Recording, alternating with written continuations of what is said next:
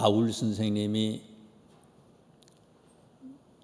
1차 전도여행, 2차 전도여행, 3차 전도여행, 전도여행을 가시면서 제일 가고 싶어 했던 도시가 에베소라고 하는 곳이었습니다. 요즘에는 터키에서 제일 큰 도시가 이스탄불이고 또 수도는 앙카라지만 이때 당시에 이 터키에서 제일 크고 중요한 도시가 에베소라고 하는 그런 곳이었습니다. 그래서 바울 선생님은 에베소에 가가지고 말씀을 전하기를 간절히 소원하셨는데 1차 전도 여행 때는 바나바와 함께 가는 것 때문에 따라간 거죠, 바나바를. 그래서 가시지를 못하고 2차 전도 여행 때에도 가시려고 하다가 결국은 이 에베소에 들리지를 못하고 드로아로 올라가잖아요. 성령께서 허락하지 않으셔서 드로아로 가셨다가 드로아에서 마케도냐 사람이 부르는 환상을 듣고는 그리스로 건너가셨다가 2차 전도여행 마지막에 이제 이 에베소를 잠시 며칠 들렸어요. 그러다가 이제 3차 전도여행 때에 하나님이 이 에베소에 대해서 복음을 전하는 길을 허락해 주셔서 3차 전도여행 때 이곳에 가셔서 복음을 전하게 됐습니다. 바울이 여러 곳, 여러 도시에 가셔서 말씀을 전했는데 제일 최장기로 목회하시고 복음을 전했던 곳이 또 이 에베소이기도 합니다. 3년에 걸쳐서 말씀을 전했잖아요. 제일 오래 이곳에 계셨어요. 그랬던 바울 선생님인데 또 1장 16절에 있는 말씀을 한번 보세요. 1장 16절 말씀에 보면 내가 기도할 때에 기도하며 너희로 말미암아 감사하기를 그치지 아니하고. 바울 선생님은 기도하실 때마다 에베소 교회를 기억하고 위하여 기도했다고 그렇게 말씀하고 있어요. 제일 가고 싶었던 곳이고 제일 오래 목회했었던 곳이고 기도할 때마다 잊지 않고 이 교회와 이 교회 성도들을 위해서 기도했던 바울 선생님의 마음이 항상 이곳을 향했던 그런 곳이에요. 그런데 바울 선생님이 지금 어디에 있습니까? 로마의 감옥에 있어요. 로마의 감옥에 갇혀서 더 이상 이제는 세상에 나갈 수 없다는 것을 바울 선생님이 생각하셨을 거예요. 가실 수 없고 세상에 나갈 수 없고 이곳에서 순교하신다면은 이제 마지막 아니에요. 마지막이라고 하는 그런 생각으로 에베소 교인들에게 편지를 쓴 것이 에베소서예요. 이 에베소서는 그렇기 때문에 마지막에 쓴 글이 뭐예요? 유언이죠. 유언장이에요. 에베소 교인들에게 유언의 장과 같은 그런 말씀을 하시면서 여러 가지 부탁을 하는데 그 중에서도 이 에베소서 마지막 부분에 바울 선생님이 꼭 부탁하는 게 있어요. 4장부터 시작해서 4장 말미부터 시작해서요. 4장 25절 위에 보세요. 뭐예요? 장제목이 하나님을 본받는 생활. 4장 마지막 부분부터 시작해서 끝까지를 통해서 바울은 이 에베소 교회 성도님들에게 하나님을 본받는 삶을 사세요 하고 얘기를 하고 있어요. 하나님을 본받는 삶. 자, 그러면 하나님을 본받는 삶이라고 하는 것이 도대체 뭐냐? 5장 8절에 있는 말씀을 한번 보세요.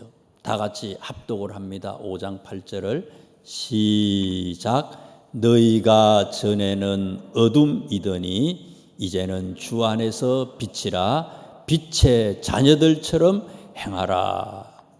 빛의 자녀들처럼 행하라. 하나님의 속성을 웨슬리 목사님이 6가지로 말씀을 하셨어요. 하나님의 속성은 첫째는 어떠냐? 하나님은 보편성을 가지고 계신다. 모든 곳에 항상 존재하신다. 하나님의 보편성이 모든 곳에 항상 존재하시는 분.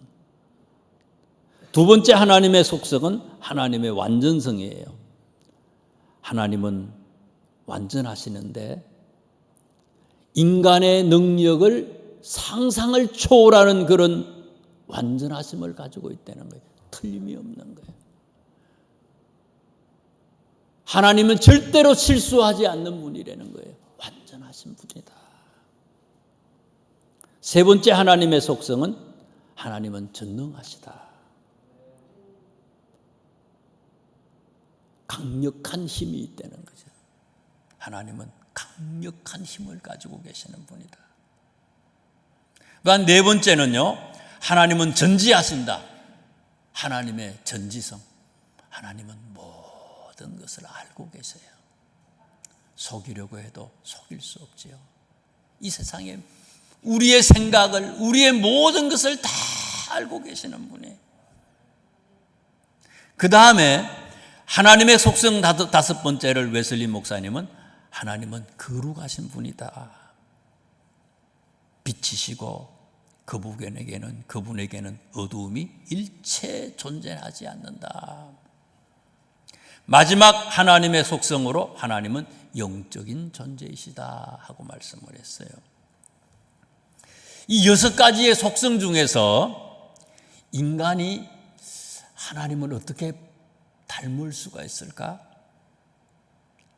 하나님의 보편성, 모든 곳에 항상 존재하신다. 이거 하나님과 이런 속성을 우리가 닮을 수 있을까? 하나님의 완전성, 우리가 완전할까? 실수투성이죠. 하나님의 전능하심, 강력한 힘이 있을까? 너무 약해요, 우리는. 하나님의 전지성, 모든 것을 아신다? 우리는 한계가 있잖아요. 이 6가지의 속성 중에서 인간이 닮을 수 있는 2가지의 속성이 있어요. 하나는 뭔가 하면 하나님이 영적인 존재인 것처럼 우리는 영적인 존재예요. 인터넷 품질 측정 4단계를 진행합니다. 거룩성이에요. 우리가 완전히 거룩할 수는 없지만은 하나님은 빛이시고 그분에게 어둠이 일체 존재하지 1단계 다운로드 않는 속도 것처럼 측정이 종료되었습니다. 하나님을 믿는 하나님의 자녀들은 그 거룩하심을 쫓아가는 사람이 본받는 사람이 될 수 있어야 된다는 거예요. 2단계 업로드 속도 측정이 종료되었습니다. 성경에서는 구별하다, 분리하다, 깨끗하다라고 하는 뜻으로 사용을 했어요. 3단계 핑 테스트가 세상에 속되고 종료되었습니다. 부패한 행실과 구별되어 하나님의 4단계 경로 추적이 종료되었습니다. 인터넷 품질 측정. 그래서 오늘 본문의 바울 선생님은 8절에 우리들한테 얘기해요. 하나님을 본받는 사람이 돼야 되는데 하나님을 본받는 사람은 어떻게 사는 거냐? 빛으로 살아가세요 하는 거예요. 빛으로 살아가세요. 세상에 살지만은 세상의 사람들과 다른 모습으로 살아가세요 이거예요. 세상에 살아간다고 해서 세상 사람들과 똑같이 살아서는 안 된다는 거예요. 그래서 3절, 4절, 5절 말씀 보세요. 음행, 온갖 더러운 거, 탐욕 이런 것들은 어떻게 하라고요? 이름조차도 부르지 말라. 이름조차도 부르지 말라. 누추함, 더러운 말을 얘기하는 거예요. 어리석은 말, 희롱하는 말, 상스러운 말이라는 얘기죠. 희롱하는 말. 그런 거 하지 말라는 거예요. 5절 말씀에 바울 선생님은 얘기합니다. 너희도 정녕 이것을 알거니와 음행하는 자나 더러운 자나 탐하는 자 곧 우상 숭배자는 다 그리스도와 하나님의 나라에서 기업을 얻지 못한다.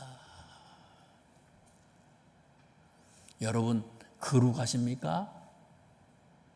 거룩하셔요?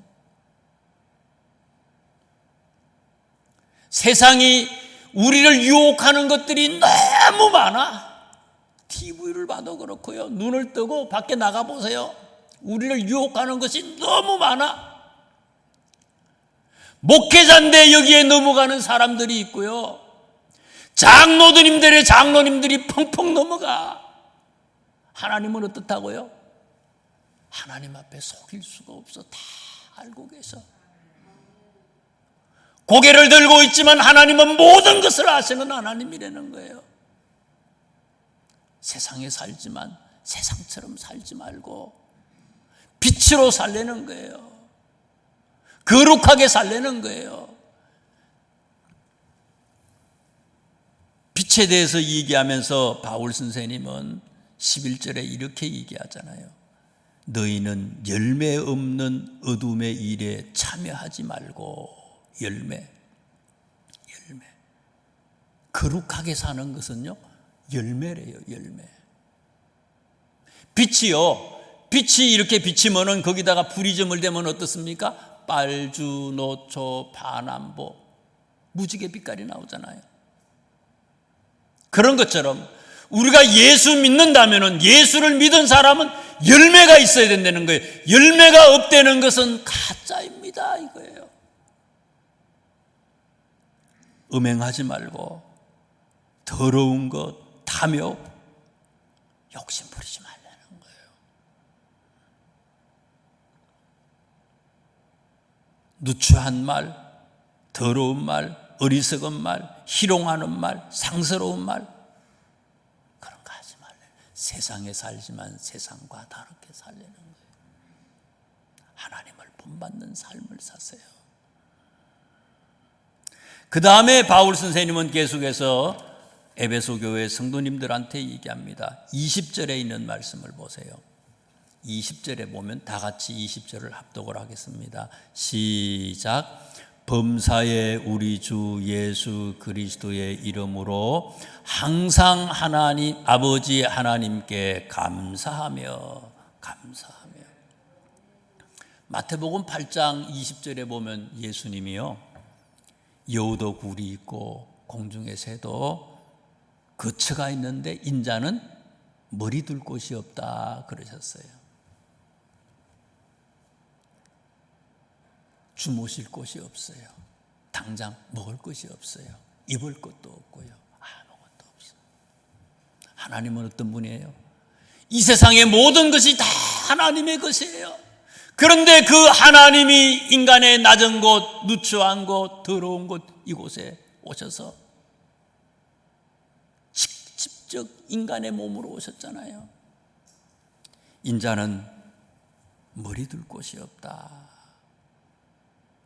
그런데 성경을 보면요, 예수님의 모습은요, 아무것도 없는 분인데 오병이어 기적을 일으킬 때 보세요. 보리떡 5개, 물고기 2마리를 들고 예수님이 어떻게 기적을 일으킵니까? 성경에 보면요, 축사하시고 기적을 일으키셨다 그랬어요. 축사라고 하는 말이 헬라어로는요, 유카리스테오라고 하는 말인데 이 말의 뜻이 뭔가 하면요, 감사했다는 거예요. 머리 둘 곳이 없어. 이거 아무것도, 수만 명이 모인 곳에 보리떡 5개와 물고기 2마리, 이건 아무것도 아니에요. 이거는 아무것도 아닌데 주님은 늘 하시는 모습이 뭐라고요? 늘 감사하시는 거예요. 감사하는 거예요. 당장 먹을 게 없고 입을 게 없고 주무실 곳이 없지만 감사했더니 기적이 나타났다는 거예요. 그래서 16절에 있는 말씀을 한번 보세요. 세월을 아끼세요.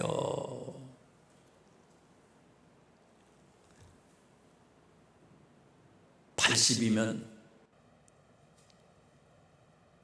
90이면 100살이면 주님한테 가잖아요. 얼마나 남으셨어요?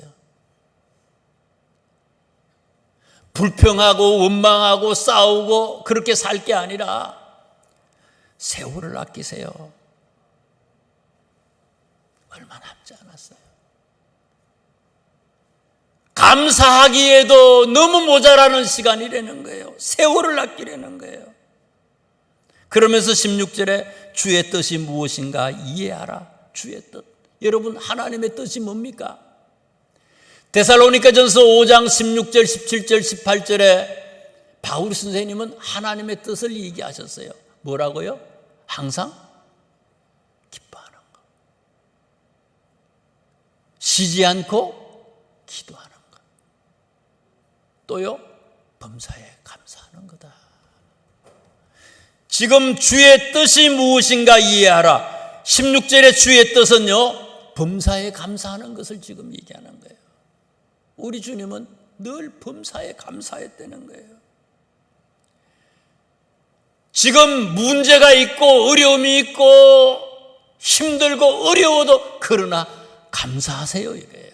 감사하세요. 모세 보세요. 40년 동안 광야 생활했잖아요. 40년 동안 고통스럽고 어려운 데서요 광야 생활을 합니다. 도망을 쳐가지고요 가족을 보지도 못해요. 힘들고 어렵지만 그러나 그런 상황 속에서 하나님은 감사를 깨닫게 하셨어요. 40년 동안 어려움을 통해서 훈련을 시키셨어요. 하나님은요 훈련시키시고 사용하시는 하나님이에요. 훈련시키시고 그 훈련에 통과하니까 사용하셔서 위대한 인물로 모세를 사용하셨다는 거예요. 고난이 있고 어려움이 있더라도 여러분 감사하세요 이거예요. 지금 바울 선생님 어디 계셔요? 감옥에 계시잖아요. 감옥에 계시는 분이 밖에 있는 에베소 교인들에게 마지막 유언과 같은 말씀으로 얘기하는 거예요. 감사하세요. 감옥에 있으면 불평하고 원망해야 되잖아요. 하소연을 해야 되잖아요. 병들어도 감사하라는 거예요. 부도가 나도 감사하라는 거예요. 하나님은 어떤 분이에요? 완전하신 분이에요. 모든 것을 아시는 분이에요. 강력한 힘이 있는 분이에요. 그분이 아시면, 그분의 힘이면 할 수 있어요. 훈련하셔서 훈련을 통해서 우리를 사용하시는 하나님이라고 하는 사실이에요. 그래서 하나님을 본받는 사람의 삶은 항상 감사하는 삶을 사는 거라는 거예요. 마지막으로 바울 선생님은요, 세 번째 하나님을 본받는 삶은 어떤 거냐? 2절에 있는 말씀을 한번 보세요. 그리스도께서 너희를 사랑하신 것 같이 너희도 사랑 가운데서 행하라. 그는 우리를 위하여 자신을 버리사 향기로운 제물과 희생 제물로 하나님께 드리셨다. 하나님은 어떤 하나님이냐? 우리를 사랑하셨다는 거예요. 얼마나 사랑하셨다고요? 우리를 위하여 자신을 버리사 향기로운 제물과 희생 제물로 하나님께 드리셨다. 하나님이 인간의 몸을 입고 이 땅에 오셔서 십자가에서 우리를 위해서 제물이 되셨다는 거예요. 지난 주일날 우리 부목사님이 설교하시면서 그랬잖아요. 예수님은 어떤 분이냐?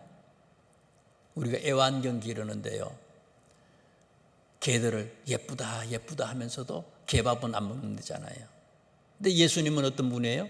그 개밥을 먹으신 분이에요. 이 땅에 오셔서 개밥을 먹었어요. 그리고 개밥만 먹어요? 여러분, 개집 안에 들어가는 사람 있어요? 개똥 입고 하는 개집 안에 들어가요. 하나님은 이 땅에 오셔서 개밥을 드시고 개집 안에 들어가신 분이라는 거예요. 그렇게 우리를 사랑하셨다는 거예요. 그걸 보이셨어요.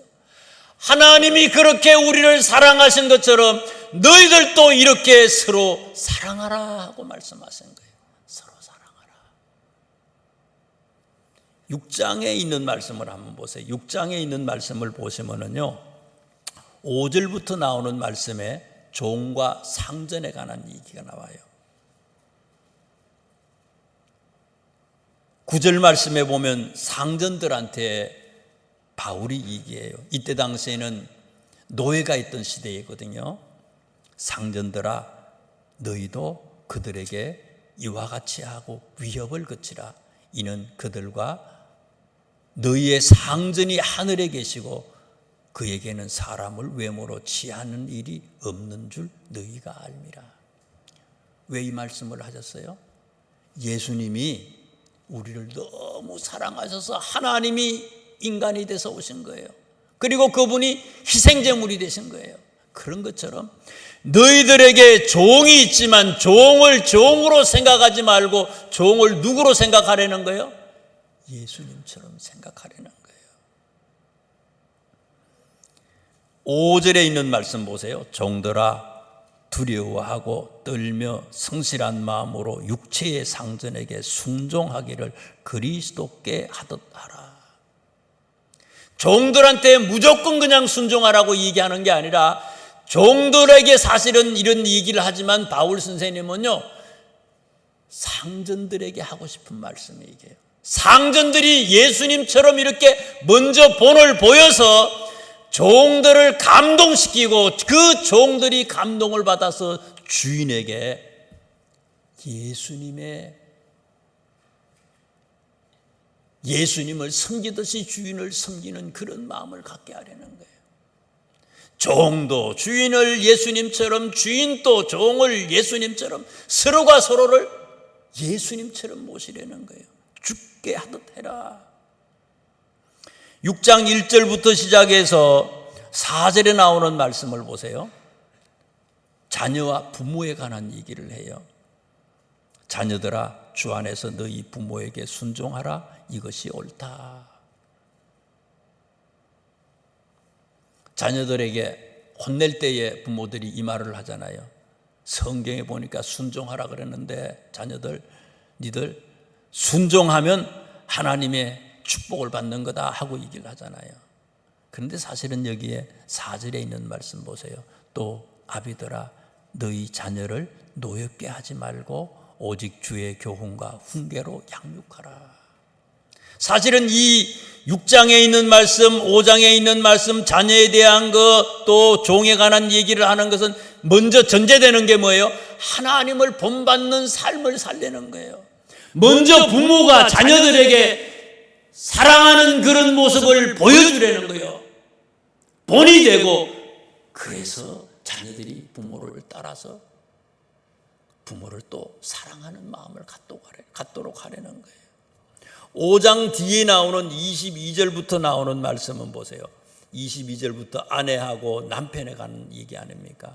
아내들이여, 22절에 자기 남편에게 복종하기를 죽게 하도록 해라. 아직도 그러잖아요. 아내들이여, 자기 남편에게 복종하기를 죽게 하듯 해라. 25절에 얘기해요. 남편들아, 아내 사랑하기를 그리스도께서 교회를 사랑하시고 그 교회를 위하여 자신을 주심같이 하라. 하나님이 너무너무 사랑하셔서 이 땅에 오셔서 교회를 세우시고 우리를 위해서 십자가에 달리신 것처럼 아내에게 남편들은 그렇게 하려는 거예요. 이게 전부 뭔가 하면요, 먼저 상전인, 그리고 먼저 남편들이 먼저 보이려는 거예요. 부모들이 먼저 보이려는 거예요. 본보기가 되려는 거예요. 예수님이 우리를 사랑한 것처럼 너희들도 서로 사랑을 본보기로 보이려는 거예요. 결론에 있는 말씀을 한 가지 말씀을 드리고 마칩니다. 6장 18절에 있는 말씀입니다. 6장 18절을 다 같이 합독을 하겠습니다. 시작. 모든 기도와 간구를 하되 항상 성령 안에서 기도하고 이를 위하여 깨어 구하기를 항상 힘쓰며 여러 성도를 위하여 구하라. 여러 성도를 위해서 구하라. 사랑하는데요. 5장 22절부터 아내와 남편, 남편은 아내를, 아내는 남편을, 또 6장에는 자녀와 부모를, 아내와 남편에서부터 자녀, 자녀에서부터 그 다음엔 종과 상전의 이 얘기. 내 기도하는데요, 사랑하는데 내 가족만 사랑하는 게 아니라는 거예요. 이게요. 점점 밖으로 나가서 부부에서, 자녀에서 그 다음에 뭐예요? 종에서, 그리고는 마지막에 18절에, 6장 18절에 읽은 것처럼요, 여러 성도들을 위하여 구하라. 가족들만 사랑하는 게 아니고 이웃을 사랑하고 성도를 사랑하고 다른 사람을 사랑하려는 거예요. 기도하는데 어떻게 기도하느냐? 우리는 기도하는데 우리 가족만을 위해서 기도하잖아요. 내 사업장만 위해서 기도하잖아요. 그러니 될 것도 안 되는 거예요. 하나님께서 기도는요, 구하는 것을 다 주시는 거라 그랬는데요, 강력한 힘이 있는 그분이 우리에게 기도의 특권을 주셔서 기도하게 해주셨는데, 진짜 핵폭탄 같은 그런 기도가 있다는 거예요. 원자폭탄 같은 기도가 있다는 거예요. 그게 뭐냐? 내 가족만을 위해서 기도하는 게 아니고 여러 성도를 위해서 기도하면 이건 핵폭탄 같은 거라는 거예요. 내 거를 위해서 기도하면 되지도 않지만은 다른 사람을 위해서 중보하고 기도하면, 이웃을 사랑하는 마음으로 그렇게 기도하면 내 것까지도 하나님은 분명히 들어주시고 해결해 주신다는 거예요. 하나님을 본받는 삶을 세 가지 얘기했잖아요. 빛으로 사세요. 거룩하게 사세요. 또 하나는 뭐예요? 하나님을 본받는 사람은 뭐라고요? 감사하면서 살세요. 세 번째 마지막은 뭐라고요?